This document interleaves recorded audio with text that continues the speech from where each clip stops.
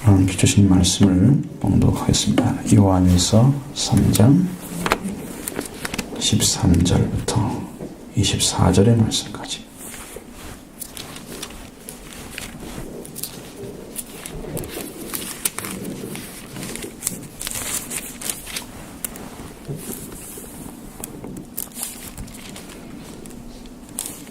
봉독하겠습니다. 요한일서 3장 13절 24절입니다. 형제들아, 세상이 너희를 미워하여도 이상히 여기지 말라. 우리는 형제를 사랑함으로 사망에서 옮겨 생명으로 들어간 줄을 알거니와 사랑하지 아니하는 자는 사망에 머물러 있느니라. 그 형제를 미워하는 자마다 살인하는 자니 살인하는 자마다 영생이 그 속에 거하지 아니하는 것을 너희가 아는 바라. 그가 우리를 위하여 목숨을 버리셨으니 우리가 이로써 사랑을 알고 우리도 형제들을 위하여 목숨을 버리는 것이 마땅하니라. 누가 이 세상의 재물을 가지고 형제의 궁핍함을 보고도 도와줄 마음을 닫으면 하나님의 사랑이 어찌 그 속에 거하겠느냐. 자녀들아, 우리가 말과 혀로만 사랑하지 말고 행함과 진실함으로 하자. 이로써 우리가 진리에 속한 줄을 알고 또 우리 마음을 주 앞에서 굳세게 하리니 이는 우리 마음이 혹 우리를 책망할 일이 있어도 하나님이 우리의 마음보다 크시고 모든 것을 아시기 때문이라. 사랑하는 자들아, 만일 우리 마음이 우리를 책망할 것이 없으면 하나님 앞에서 담대함을 얻고 무엇이든지 구하는 바를 그에게서 받나니 이는 우리가 그의 계명을 지키고 그 앞에서 기뻐하시는 것을 행함이라. 그의 계명은 이것이니 곧 그 아들 예수 그리스도의 이름을 믿고 그가 우리에게 주신 계명대로 서로 사랑할 것이니라.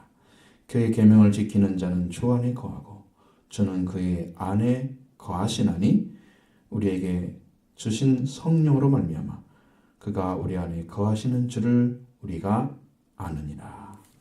아멘.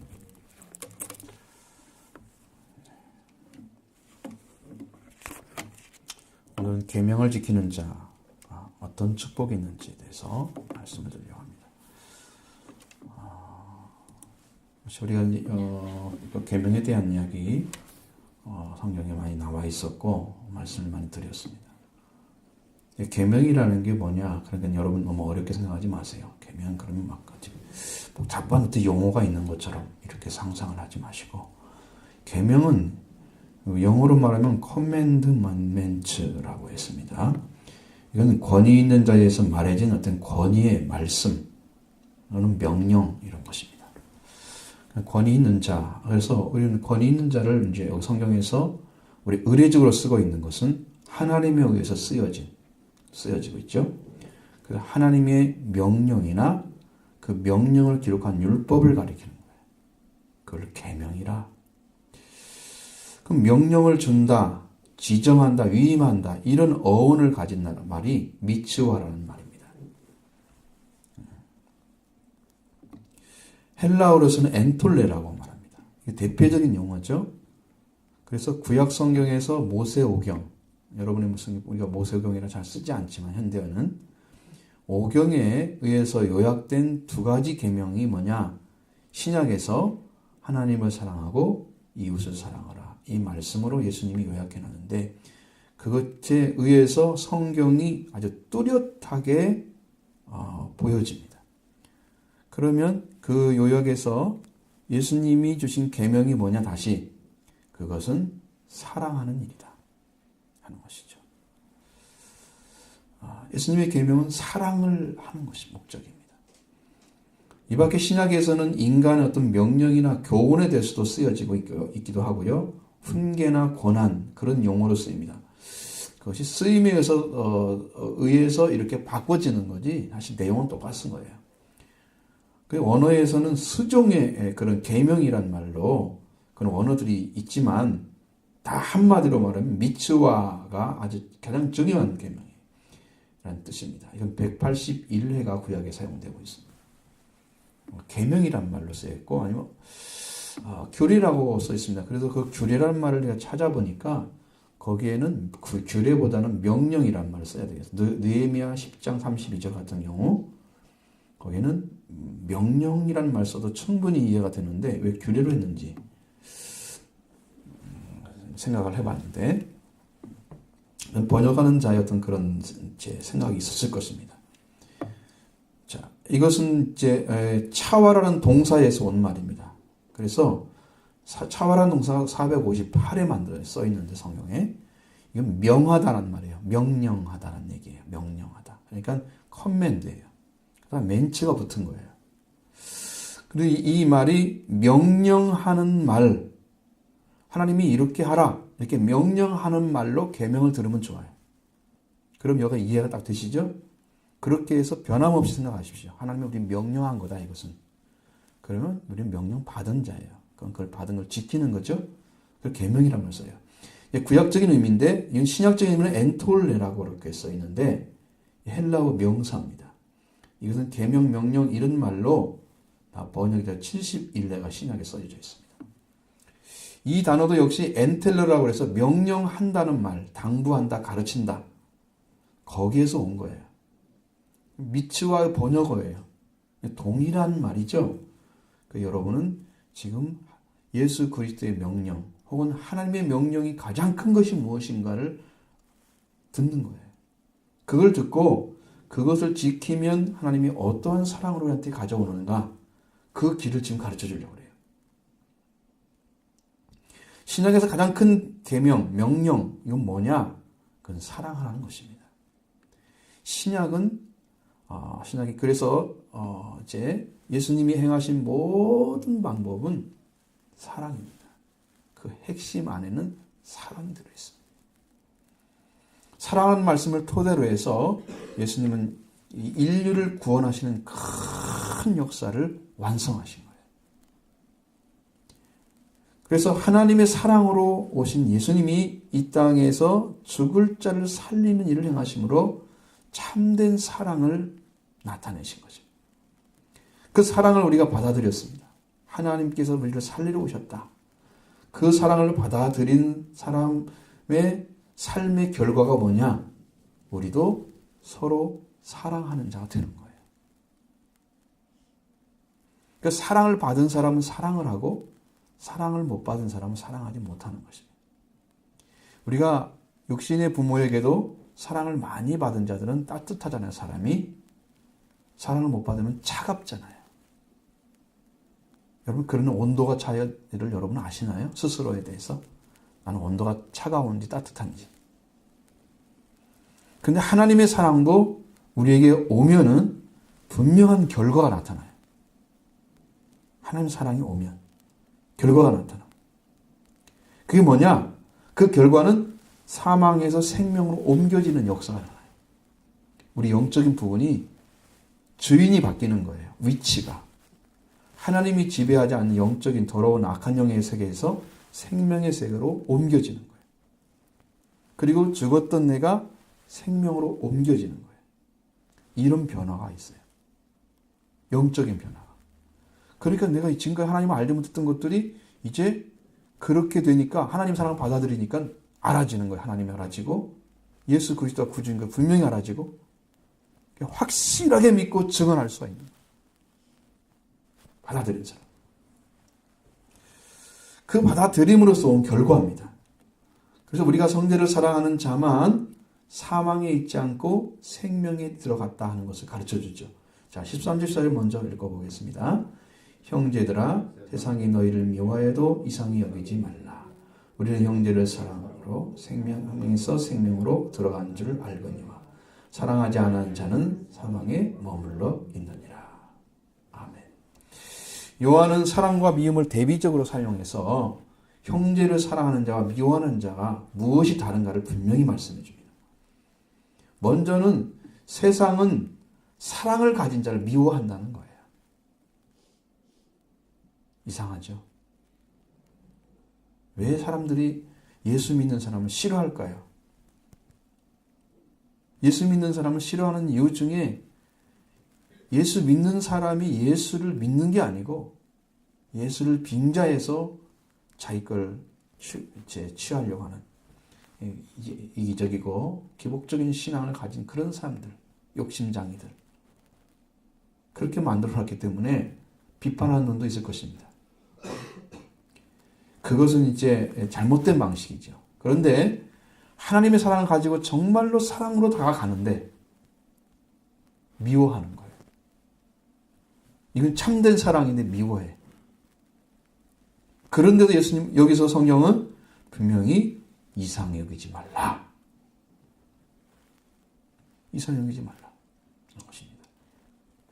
이상히 여기다는 말을 보니까 기이 여기다 그런 뜻이에요. 그래서 이게 비판적인 놀림이나 호기심을 지는 놀람에 대해서 기이하단 말로 사용하는 것입니다.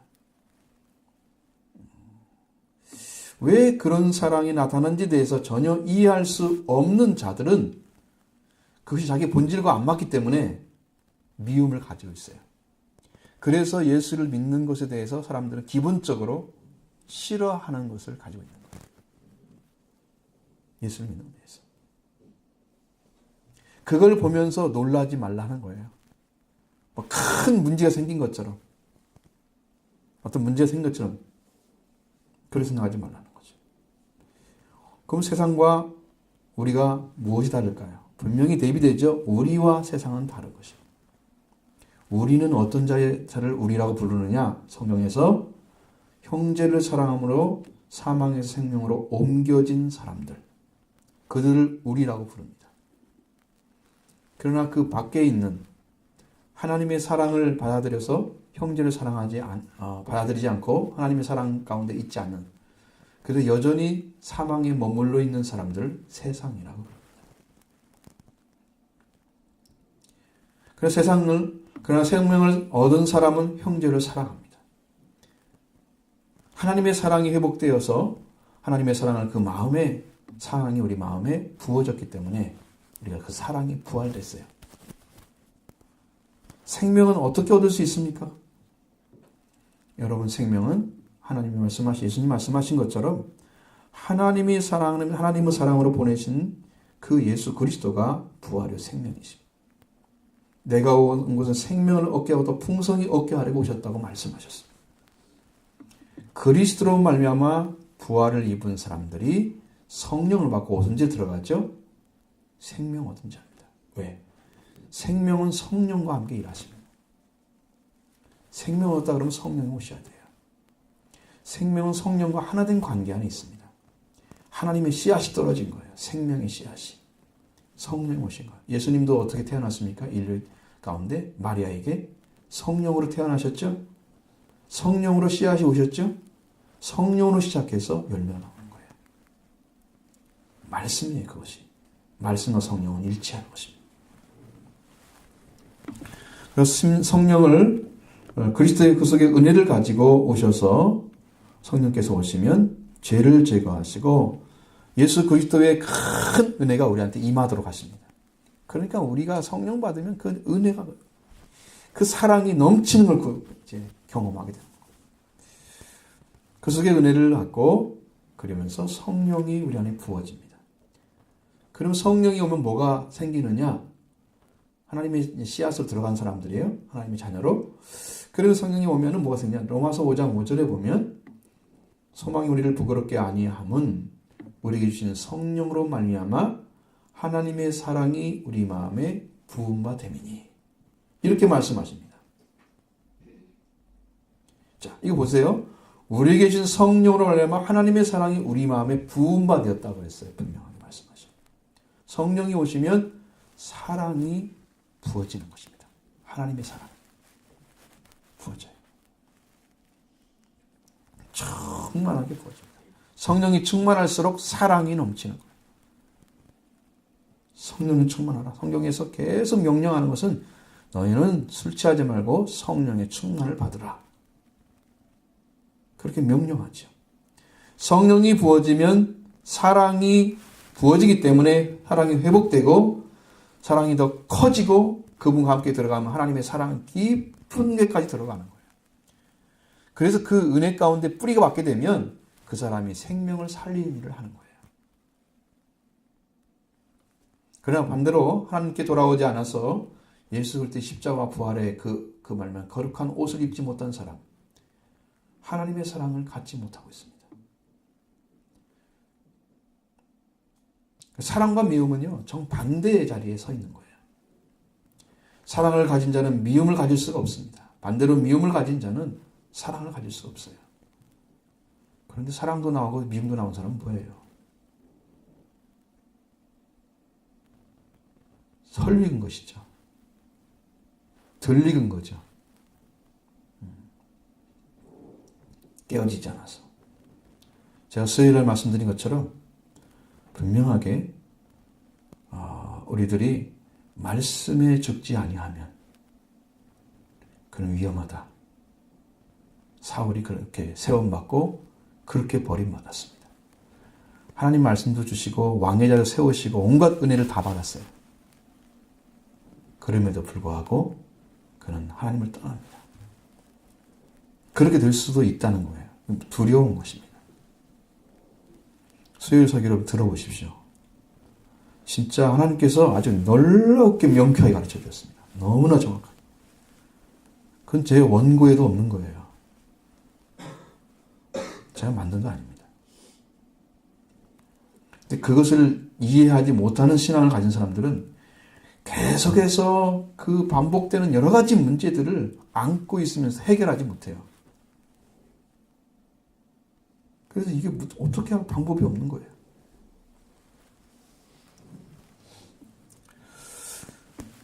자, 그래서 이렇게 미움을 가진 자와 사랑을 가진 자의 차이는 뭐냐? 하나님께 돌아와서 생명을 가지고 이제 부활된 사람인가? 아니면 하나님께 돌아오지 않고 생각을 그대로 가지고 타락한 본성을 가지고 사망에 머물러 있는 사람인가? 이걸 통해서 나타나는 거예요.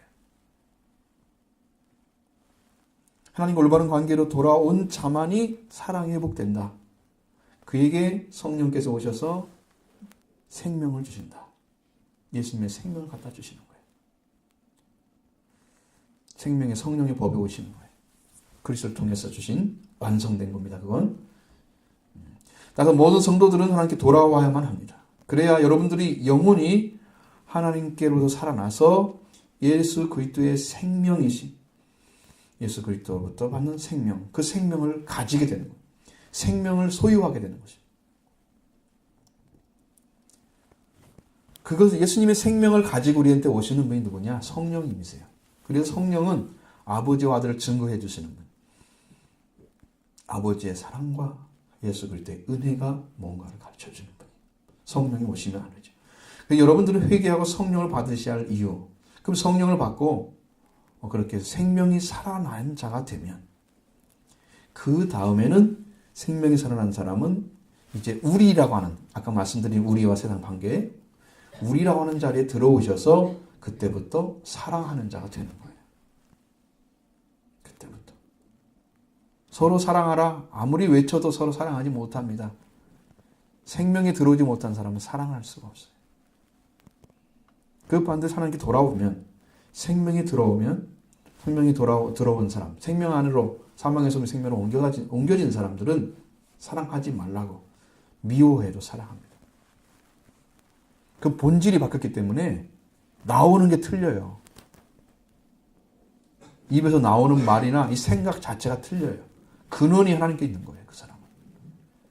그래서 생명의 근원이신 하나님의 사랑을 가지고 사랑하는 거예요.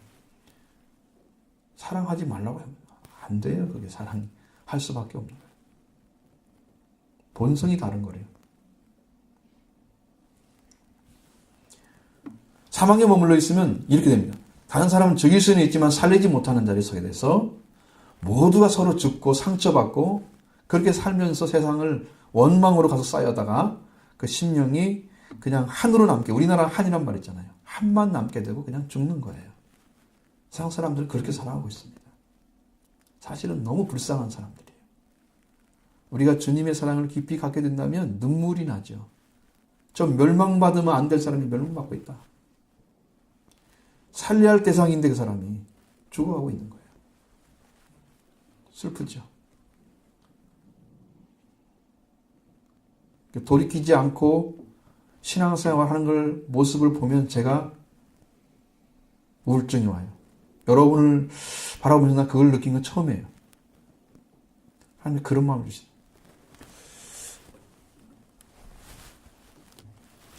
이렇게 살면 멸망받는데 어떻게 저렇게 살고 있을까? 여러분을 생각하는 거예요.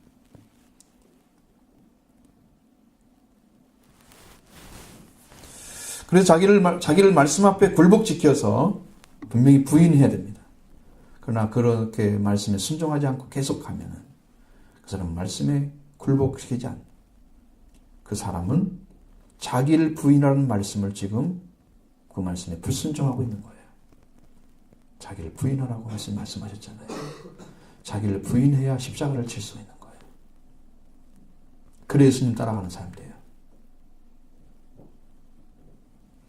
자신을 내려놓는 일을 하지 아니하면 그저 자기가 서 있는 자리에 그냥 사망에 그냥 머물러 있는 것입니다.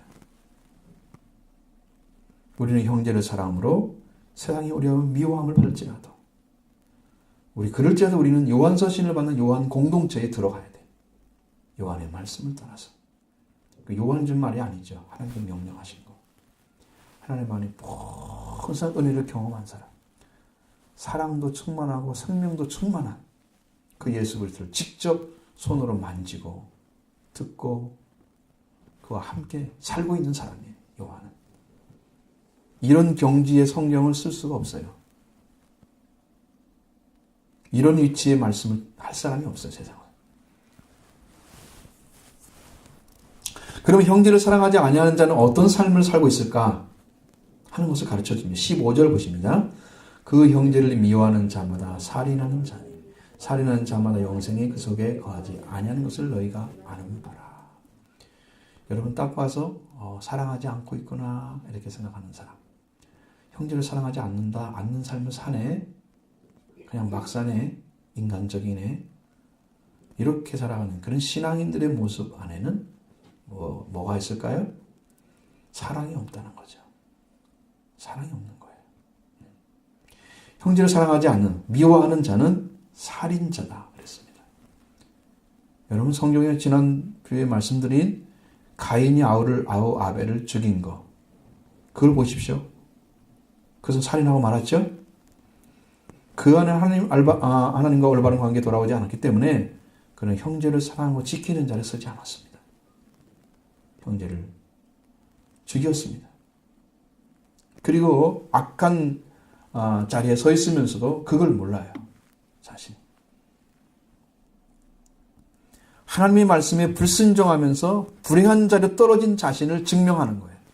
생명을 죽임으로써. 나는 이런 존재입니다는 걸 보여주는 거예요. 반대로 행하면서도 하나님이 떳떳해요. 내가 동생을 지키는 자입니까? 죽이고 나서 이런 말을 하죠.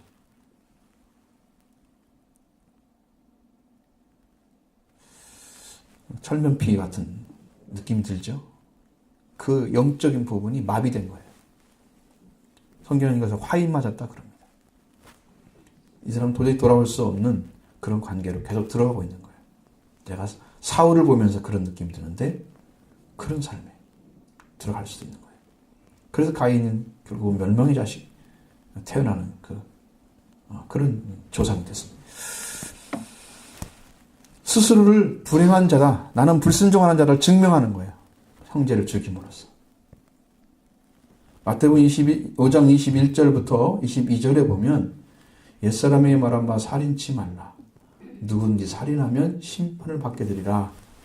하여튼 너희가 들었으나 나는 너희에게 이르나니 형제에게 노하는 자마다 심판을 받게 되고 형제를 나가라 하는 자는 공회에 잡혀가게 되고 미련한 놈이라 하는 자는 지옥불에 들어가게 되리라. 이렇게 말씀하고 있습니다. 이 얼마나 놀라운 명령인지 형제의 생명을 어떤 차원에서 바라봐야 되는지를 가르쳐주는 거예요. 형제에게 분노하는 자는 심판을 받게 된다는 거예요. 자, 분노하는 거예요. 심판은 크리스입니다. 재판, 판단이나 그 재판장이라는 뜻을 가지고 있어요. 재판정. 재판정은 팔레스타인에서 여러 도시에서 있었습니다. 7명이 판정을 하는 거예요. 예루살렘에 소재한 사내들인과 달랐습니다. 오늘날 말하면 지방법원이에요. 지방법원. 여러분 형제에게 분노하는 자가 판결을 받아야 하는 죄인이라고 말씀하십니다. 여러분 죄를 지어가지고 세상 죄를 지으면 지은 사람을 다 고소해서 검찰에 의해서 소장을 쓰죠. 그래서 조사해가지고 검찰이 구형을 하잖아요. 그리고 법원에 데려가요. 거기서 결판을 받아야 하잖아요. 판결을. 그런 죄인이라고 말씀하신 형제를 분노하는 사람은 판결을 받아야 할 대상이에요. 재판장에서. 죄인만 받는 판결이 예수님은 이런 분노하는 자에까지 들어가요. 형제에게 분노하는 사람. 그런 죄라고 말씀하십니다. 여러분 분노한 것이 있다면 수없이 분노했다면 통회하시기 바랍니다. 하나님의 용서를 구해야 됩니다. 형제에게 분노하면 이렇게 큰 죄에 속한다는 거예요. 그리고 형제에게 나가라 하는 자는 이제 공회에 잡힌다 말씀하시죠. 나가라 하는 말은요, 락하라고 하는 말인데 바보라는 뜻입니다. 바보. 이 말은 그냥 바보 이렇게 말한 게 아닙니다. 아주 성이 나가지고 경묘로 표시를 할 때 퍼붓는 말 중에 욕 중에 하나예요. 바보라고 했습니다. 그는 공회에 체포를 당합니다. 예루살렘 공회가 공회가 사내들인이죠. 그 구성원이 71명입니다. 제사장이나 서기관이나 장로들이나 지도급 인사들로 포함되어 있어요.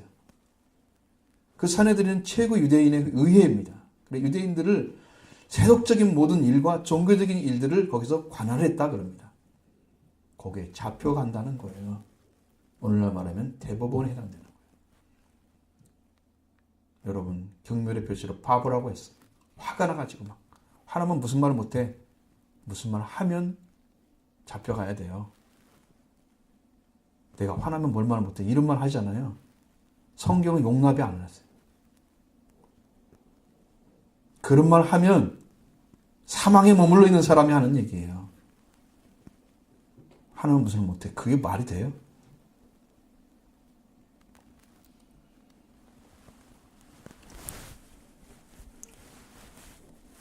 그러니까 성제의 락하라고 하는 말 쓰는 사람은 정죄인입니다.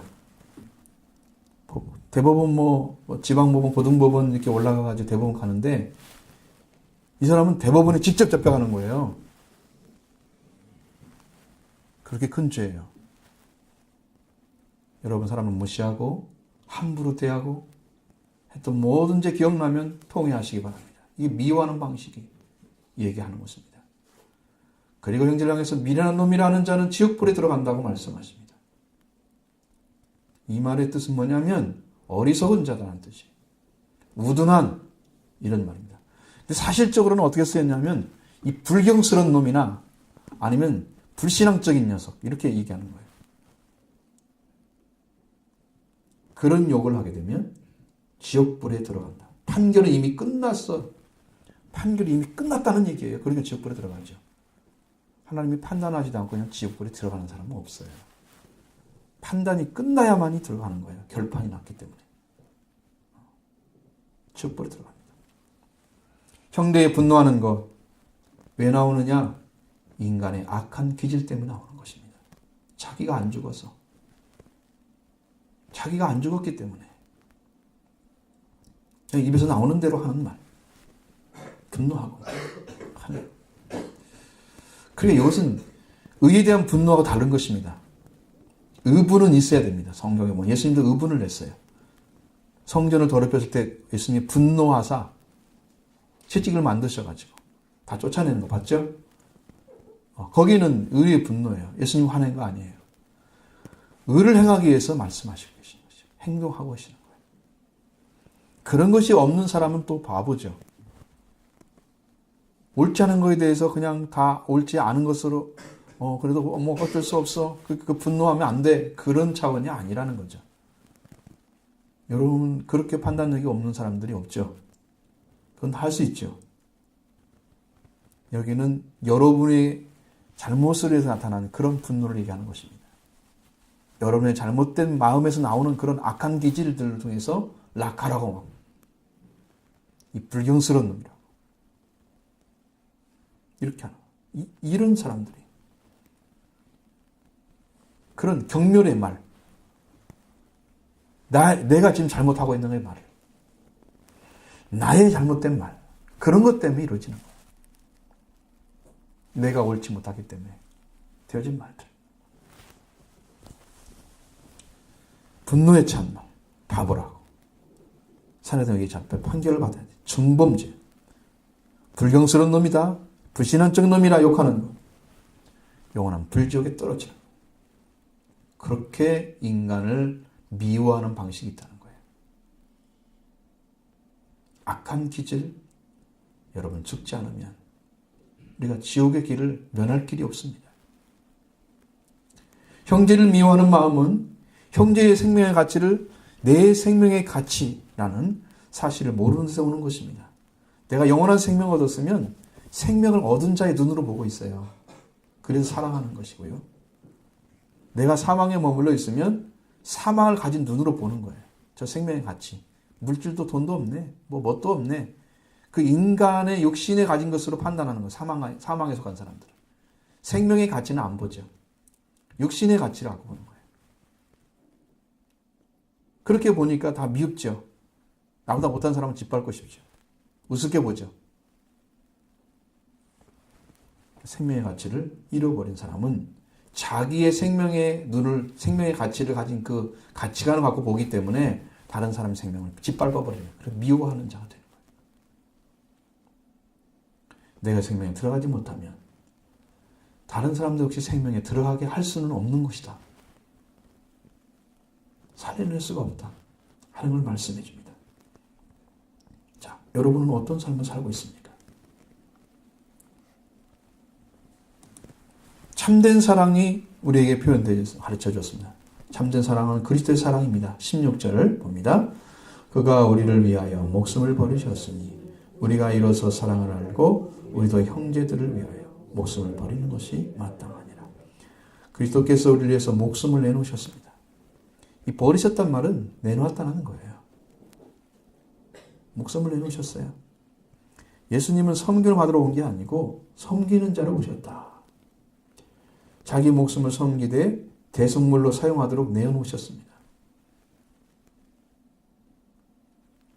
이것이 사랑이에요. 이것이 예수님의 사랑이라고. 이렇게 행하신 걸 보면 진짜 사랑이 뭔가를 알아요. 그래서 우리도 형제를 위해서 목숨을 내놓는 것이 옳은 거다. 마땅하다. 그것이 사랑이구나. 우리도 그 삶을 살아야 된다는 얘기입니다. 마땅하다는 말을 보면 오페일로로 되어 있습니다. 이건 빚지다는 뜻입니다. 원어상에서. 능동형이에요. 빚을 갚는 걸 얘기합니다. 빚을 갚는 사람은 목숨을 내놓음으로 갚아야 돼요.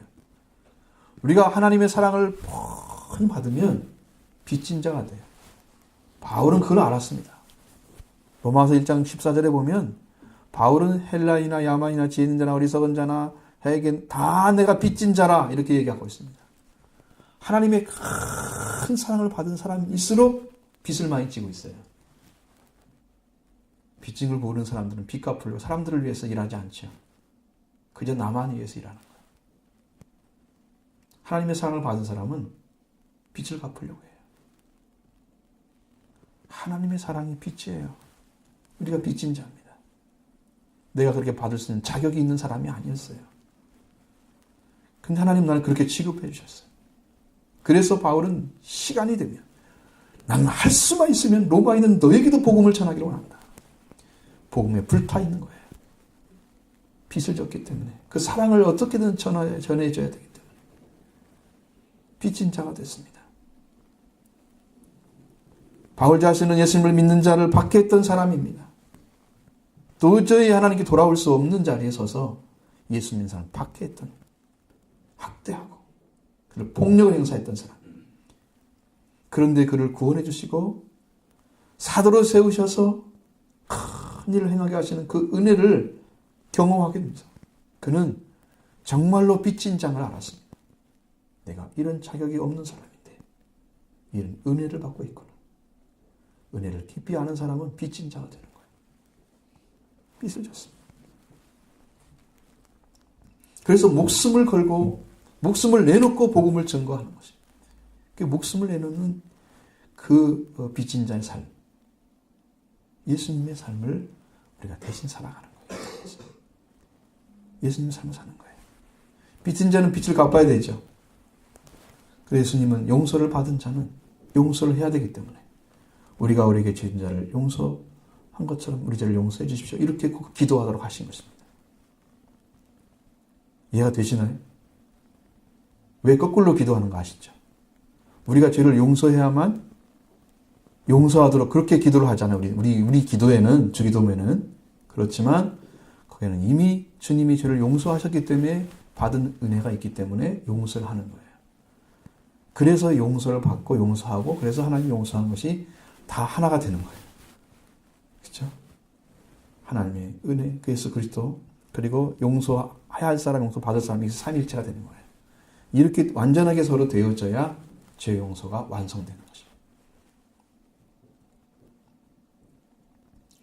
그래서 이렇게 여러분들 자신을 내놓고 생명을 주어서, 목숨을 주어서 생명을 살리는 일이라는, 이게 바로 사랑이라는 거예요. 목숨을 내놓은 사랑을, 예수님의 사랑을 알았더라면 우리도 그들을 위해서 목숨을 내놓는 사랑을 하는 겁니다. 그게 예수님이 가르친 진리입니다. 자, 하나님의 사랑이 우리 있는 사람은 이상의 재물을 어떻게 사용해야 되는가? 그걸 가르쳐 줍니다. 17절, 18절 같이 봅니다. 누가 이 세상의 재물을 가지고 형제의 궁핍함을 보고도 도와줄 마음을 닫으면 하나님의 사랑이 어찌 그 속에 거하겠느냐. 자녀들아, 우리가 말과 혀로만 사랑하지 말고 행함과 진실함으로 하자. 자, 이 세상의 재물을 가지고 이렇게 말했습니다. 형제의 궁핍함을 보고 도와줄 마음을 닫으면 하나님 사랑이 그 속에 어찌 거하겠느냐. 이렇게 묻습니다. 이 궁핍함은 원어도 궁핍함이라고 나와요. 형제 궁핍함, 즉 가난하고 구차한 모습을 궁핍함이라고 말해요. 궁핍하다 이렇게 얘기합니다. 참, 이는 구차하다 그랬잖아요. 참 인정받지 못하고 사람들한테 가난하기 때문에 참 그런 슬픔들이 있잖아요. 근데 그것이 보였어. 나는 재물을 가지고 있어. 그런데 그걸 보면서 여러분 빚져서 갖다 주라는 얘기가 아니죠. 이것은 그런 의미 아닙니다. 지금 내 재물을 가지고 있단 말이에요. 여분이 형제 궁핍함을 봤어. 그런데 그 마음을 닫아, 뭐 내가 안아줘도 남자 도와주겠지. 그렇게 한다고 하면 하나님의 사랑이 어찌 그 속에 있겠느냐는 거예요. 형제를 사랑함이 당연히 삶의 방식으로 나타나야 되는 거예요. 형제 사랑. 하나님의 사랑으로 물질을 사용하면 생명 중심의 사랑을 하게 됩니다. 하나님 중심에 떠나는 것은 사실상 말과 혀로만 사랑하는 거예요. 행함과 진실함을 하지 않는 거예요. 그냥 말로 좋은 사람한테 따뜻하게 하세요. 그만 할 수 있잖아요. 뭐 배고픈 사람에게 맛있게 드세요. 좀 드시지 그랬어요. 없어서 못 먹는데 뭐 드시라고 해. 말 하나마나 똑같잖아요. 그 사람이 준 이익이 없잖아요. 그런 것입니다. 야고보서 2장 15, 16절에 보면 만일 형제나 자매가 헐벗고 일용할 양식이 없는데 너희 중에 누구든지 그에게 이르되 평안히 가라, 덥게 하라, 배부르게 하라 하면서 그 몸에 쓸 걸 주지 않으면 무슨 유익이 있느냐. 이렇게 말씀하십니다. 이 말씀 보십시오. 믿음 생활은 사랑이 동반되어야 합니다. 믿음을 가졌다 하면 사랑으로 나타나야 돼요. 그래서 사랑이 제일입니다. 여기가 행함과 진실함이라는 말이 무슨 뜻이냐면 참된 행위라는 말입니다. 참된 행위. 이 거짓된 거 아니고 말로만 살짝 이렇게 씻어 들어가는, 이렇게 다른 사람에게 그냥 대충 듣고 그냥 그 사람 말 좀 입으로 하는 거지, 입으로. 그렇죠? 어떤 사람은 립 서비스라고 그러잖아요. 립 서비스. 그런 걸 들어보셨죠? 말로 좀 해주는 거죠. 즐겁게 해주는 순간. 이런 것들은요, 사랑을 바탕으로 해서 형제를 돕고 사랑하는 건 당연한 거예요. 그렇게 해야 우리가 사랑을 가진 자의 모습입니다. 자, 그러면 이렇게 해서 지금 사랑의 삶을 쭉 지금 설명해 드렸는데, 그러면 진리에 속한 사람은 주님 앞에 어떤 자리에 서느냐는 거예요. 자, 19절, 20절에 보겠습니다. 이로써 우리가 진리에 속한 줄을 알고 또 우리 마음을 주 앞에서 굳세게 하리니 이는 우리 마음이 혹 우리를 책망한 일이 있어도 하나님 일보다 우리 마음보다 크시고 모든 것을 아시기 때문이라. 자, 형제가 궁핍함을 보고 형제 궁핍함을 보고 돌보는 사람, 참된 행실을 한 사람, 그 사람은 진리에 속한 사람이다, 이렇게 말씀하고 있습니다. 자, 진리에 속한 사람은 예수 그리스도의 생명을 받은 사람이죠. 그래서 하나님을 아버지라 부르는 사람이에요. 자녀인 것이죠. 이것이 진리예요. 이것을 아는 게 진리인데 이 진리에 속해서 사는 사람이에요. 그 사람이. 그래서 이 사람은 하나님의 사랑을 형제와 관계에서 나타내는 사람이에요. 성경은 이렇게 가르쳐줍니다. 진리에 속해서 살아가는 사람입니다. 이 사람은 그 마음을 주 앞에 굳세게 한다는 거예요. 여기는 굳세게 한다고 써 있지만 원어에는 확신시키다 이런 단어입니다. 우리 마음을 주 앞에서 확신시키는 거예요. 어떻게 확신시켜요?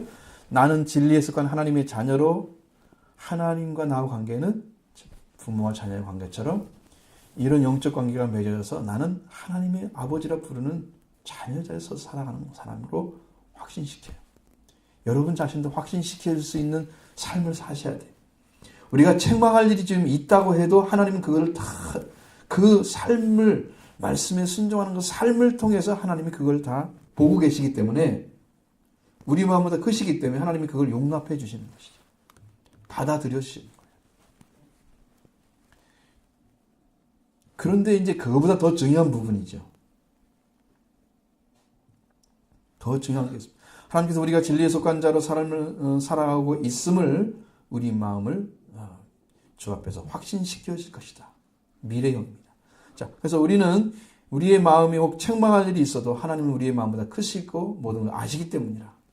왜 나 자신의 그렇게 내가 확신하고 있어. 나는 진리에 속한 사람은 지금 사랑을 행하고 있는 참된 자녀의 모습을 살고 있어. 확신시켜. 여러분이 이런 확신이 있는, 떳떳함이 있는 사람이 얼마나 평안하고 좋아요. 내가 완전히 쫓긴 것처럼 살지 않죠, 이 사람은. 쫓기는 사람이 아니죠.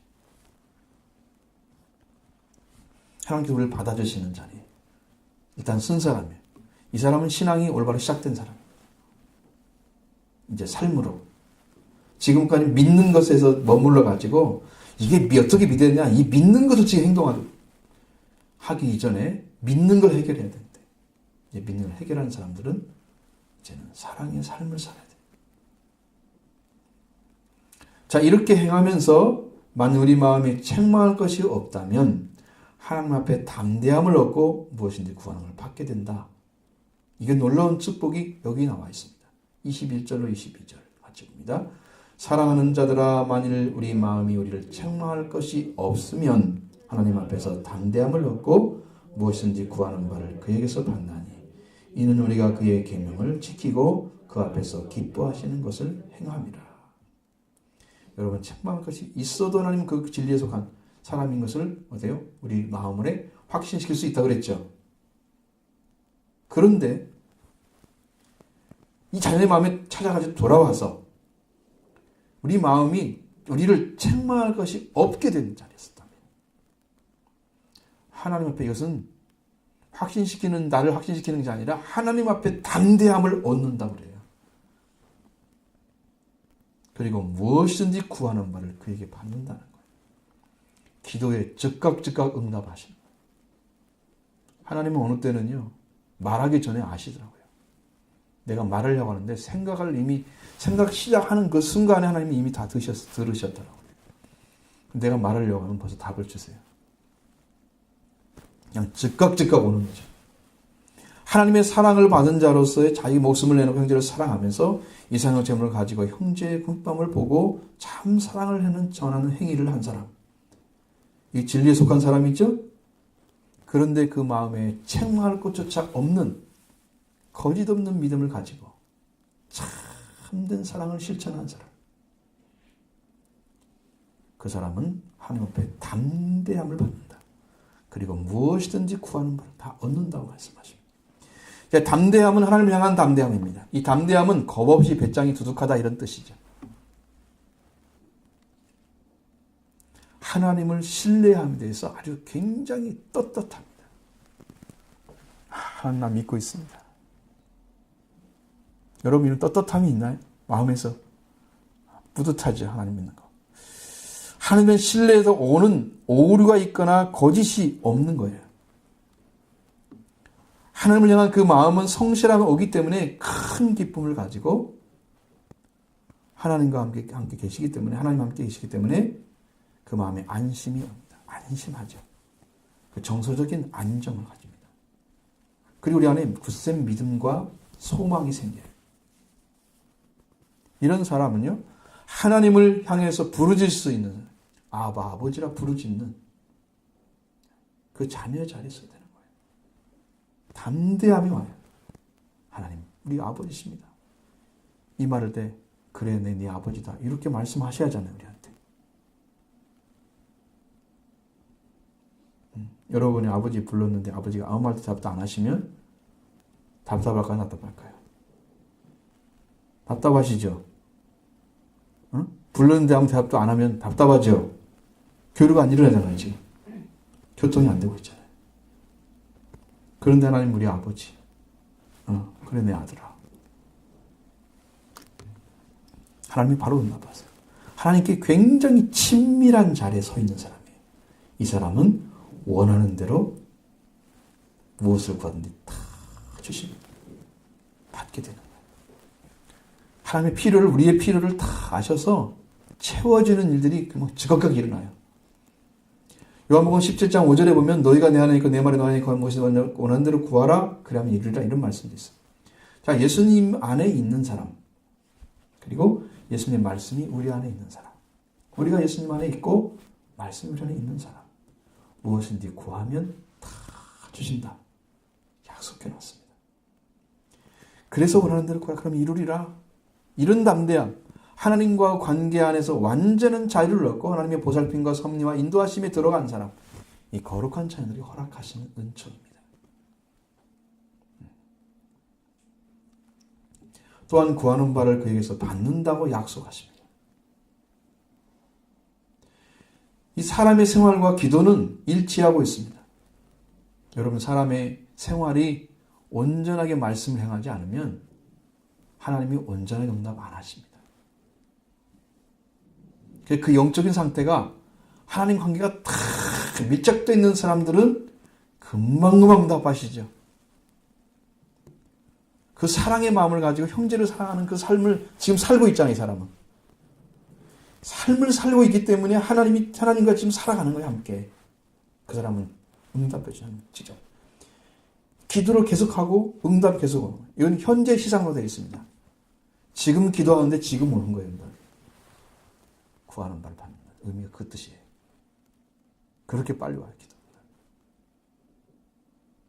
얼마나 놀라운지 아시겠죠? 구하는 바도 주시는 것도 다 현재 시상입니다. 아주 빠른 응답을 받아요. 그럼 즉각적으로 받아요. 왜 이렇게 친밀하게 지내느냐? 우리가 그의 계명을 지키고 그 앞에서 기뻐하신 일을 행함이라. 이렇게 말씀하시죠. 예수님께 받은 은혜가 너무 크기 때문에 형제를 사랑하는 마음이 생겼어요. 이건 자기가 하고 싶은 게 아니고 하나님의 사랑에 의해서 하는 거예요. 나는 약간은 비동적이죠. 그러나 그걸 받아들이기 때문에 능동적입니다. 받아들였기 때문에. 그 사랑이 내 안에서 나타나. 하나님의 사랑. 그 명령을 따라가고 있는 거예요. 은혜가 너무 크기 때문에 하고 있는 건 나는 다른 게 아니고. 그런데 하나님은 그 일을 행하고 있는 사람에게 이렇게 책망할 리 없는 참 거짓이 없는 진실한 마음으로, 진실한 사랑으로 형제를 사는 그 사람에게 이렇게 구하는 바를 바로바로 주신 그런 은혜도 허락해 주십니다. 왜 그럴까? 왜 은혜를 주시는가? 그것은 23절에 나와 있습니다. 무엇 때문에? 23절 봅니다. 그의 계명은 이것이니 곧 그 아들 예수 그리스도의 이름을 믿고 그가 우리에게 주신 계명대로 서로 사랑할 것이라. 자, 계명을 지켰기 때문이라고 그래요. 계명이 뭐냐? 그의 계명. 여기서 그이란 말은요, 하나님을 가리키는 단어예요. 성경에 아주 복잡합니다. 그라는 말을 쓰고 주라는 말을 썼는데 대부분은 그의란 말을 써야 맞아요. 앞에 있는 걸 계속 인용하고 있는 거거든요. 근데 그의란 말, 그가 그에 의해서 이렇게 되니까 그가 누구고 그에 의한 것이 누군가를 모르기 때문에 자꾸 주란 말을 바꿔놨어요. 그래서 말을 좀 이해하기 쉽게 해놨습니다. 자, 우리가 그가 주신 대로 예수 그리스도, 그 아들 예수 그리스도의 이름을 믿는 거, 그 믿음이 첫 번째예요. 그리고 그가 우리에게 주신 계명대로 사랑할 것이니라. 자, 예수 그리스도를 믿었죠? 그 다음에 그 계명을 주신 분이 누구예요? 하나님이시잖아요. 하나님의 계명을 완성하신 누구세요? 예수 그리스도죠. 예수 그리스도는 내가 너희를 사랑하던 너 서로 사랑하라. 그 사랑의 계명을 주셨어요. 그 예수님의 명령이에요. 이게 계명이에요. 예수님의 명령이에요. 그 예수님은 하나님께서 보내신 그 아들을 믿어드리는 것, 그리고 그 아들이 말씀하신 말씀대로 그 명령을 따라가는 그 두 가지를 하는 것이 계명을 지키는 거라는 거죠.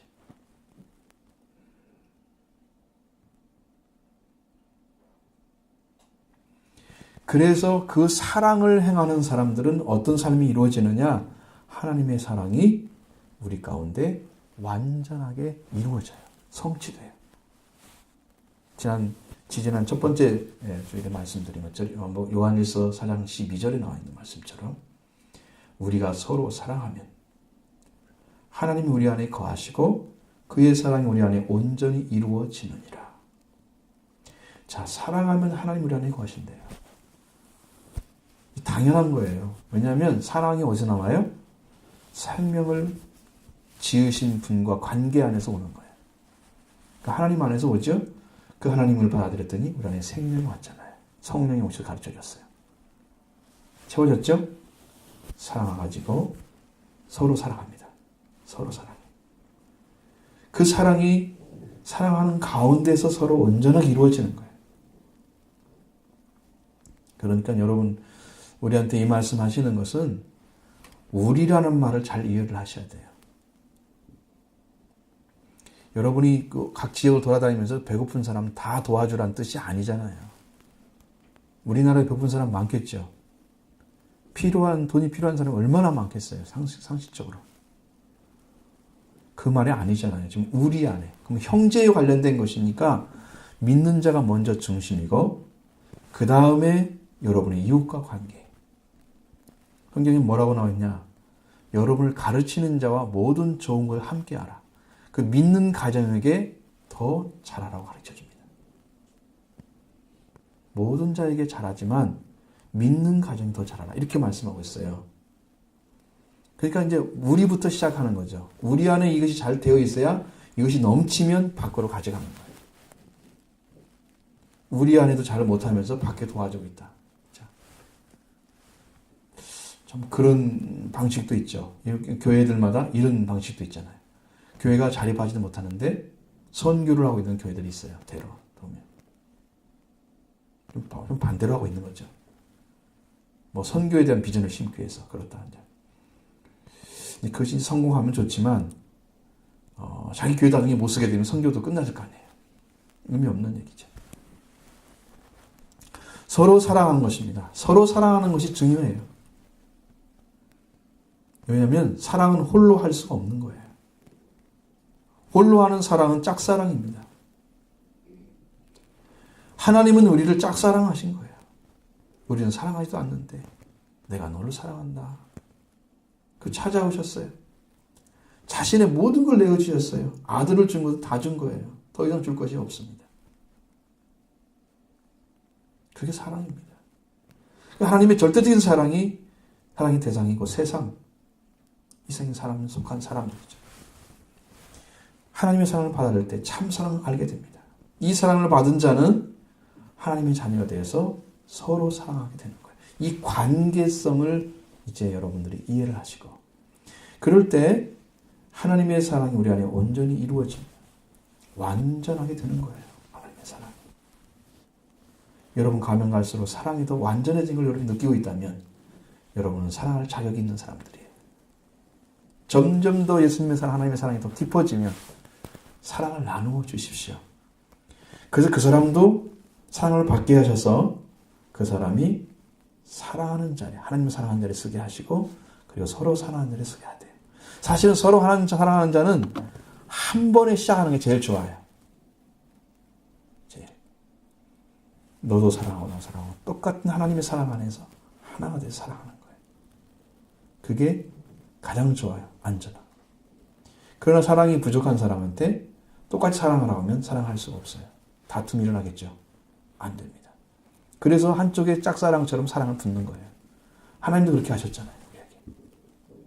그리고 그 사랑을 받아들여서 진짜 사랑하는 사람으로 의식과 삶이 거듭나면 그 사람은 서로 사랑하는 자리에 들어가는 거예요. 그리고 예수님의 제자들한테는 예수님이 그렇게 할 수 있었습니다. 왜? 부르는 날짜가 똑같잖아요. 그리고 예수님 말씀도 똑같이 들었죠? 그게 가능했던 거예요. 오늘은 많이 다르죠. 어떤 사람은 신앙생활 오래 한 사람도 있고, 신앙생활 조금, 하나님을 이렇게 많이 아는 사람도 있고, 하나님을 조금밖에 모르는 사람도 있고, 어떻게 동일할 수가 있어요? 뭐 안 되죠, 이게. 그러니까 모두 다 사랑할 수 있는 관계로 마음을 바꿔서 하나의 관계로 들어가는 거예요. 지금 우리가 할 일이 그거예요. 이렇게 사랑으로 가지게 되면 생명을 살리는 교회로 하나님 세우시는 거예요. 이 교회를 세우시기 위해서 그러신 거예요.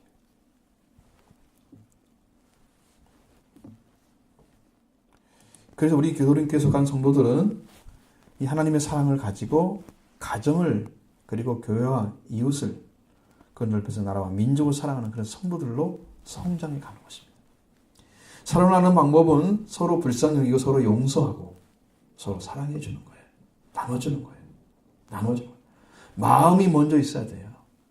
사랑의 마음이 먼저 있어야 그 사랑을 가지고 갑니다. 그 마음에 풍성한 사랑이 나올수록 더 많은 것들을 사람에게 줄 수가 있어요. 여러분, 따뜻한 말 한마디가 엄청난 사람에게는 위로가 될 수 있잖아요. 때로는. 립서비스 하는 거 아니고 정말 사랑하는 마음으로 말을 해줬을 때, 그 사람이 받았을 때는 내가 삶에 용기를 얻고 내가 다시 살아야 되겠구나. 힘을 얻잖아요. 정말 그럴 때가 있거든요.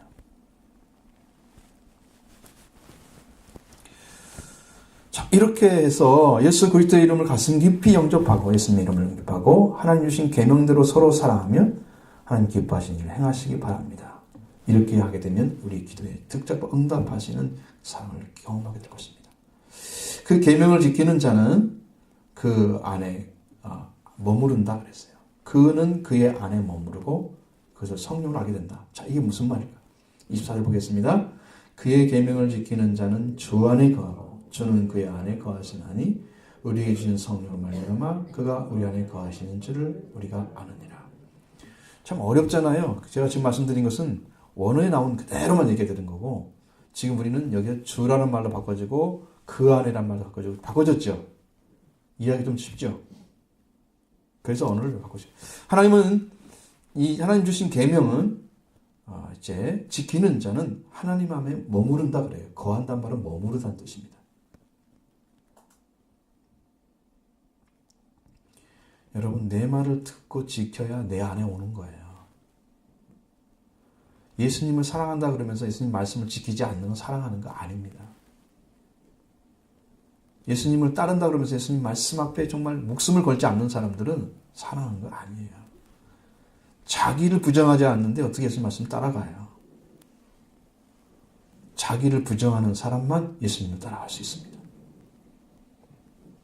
자기를 부정하는 사람.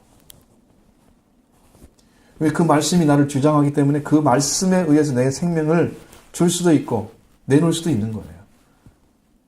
내가 그렇게 말씀에 의해서 좌우되는 사람이 되어져야 비로소 계명을 지키는 자예요.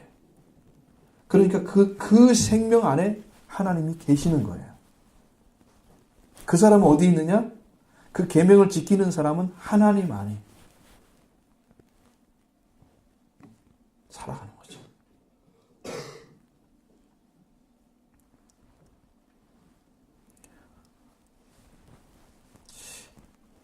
지키는 하나님의 계명을 지키는 자 하나님 안에 머무르고 계명을 지키는 자 안에 하나님이 계시고 그걸 누가 알합니까?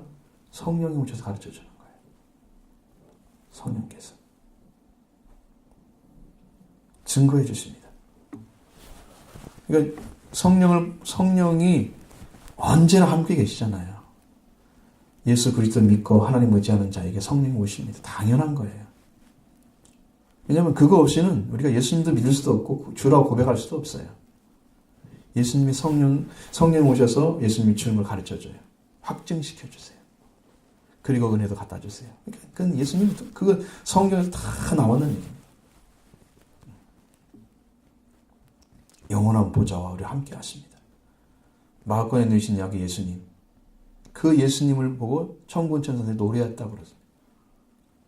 하늘에는 지극히 높은 하나님 영광이요. 땅에서는 기뻐하시는 분의 평화로다. 예수님이 지금 마국간에 계시는데 그 찬양이 됩니까, 여러분? 그 높으신 분이 마국간에 계시는데 찬양이 됩니까? 근데 천군 천사가 내려와서 찬양을 하고 있잖아요. 이게 뭔 말인지 아시죠? 마국간에 하나님의 나라가 세워진 거예요. 예수님이 계신 곳에 하나님이 함께 하시고 예수 이름을 믿는 곳에 하나님이 함께 하시고 그 안에 하나님의 보좌가 임재하시는 거예요. 저는 그건 확실합니다. 이렇게 믿음으로 들어가요. 계명을 지키는 자는 무엇을 원하시는가를 자에게 무엇을 주기를 원하시는 하나님께서 원하시는지를 알고 알려줬습니다. 계명 지키는 자는 영원히 기뻐하시는 하나님이 기쁨이 되시고 하나님이 기쁨이 되고 하나님 구하온 바를 은혜를 주세요. 그러니까 여러분 계명 지켜서 사랑하십시오. 서로 사랑하십시오. 궁평을 보면 여러분 마음을 주시고 그 다음에 참된 행위를 하십시오. 사랑을 나타내십시오. 그 계명을 지킴으로써 인해서 하나님이 우리를 놀라우게 지키는 말씀들이 또 있어요. 이 뒤에 5장이 넘어가면. 그런 축복이 성경에 얼마나 많이 기록되는지 몰라요.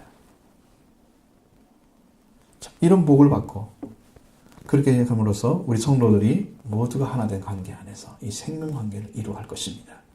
우리 모든 성도들이 이런 사랑을 깊이 경험하게 되기를 바랍니다.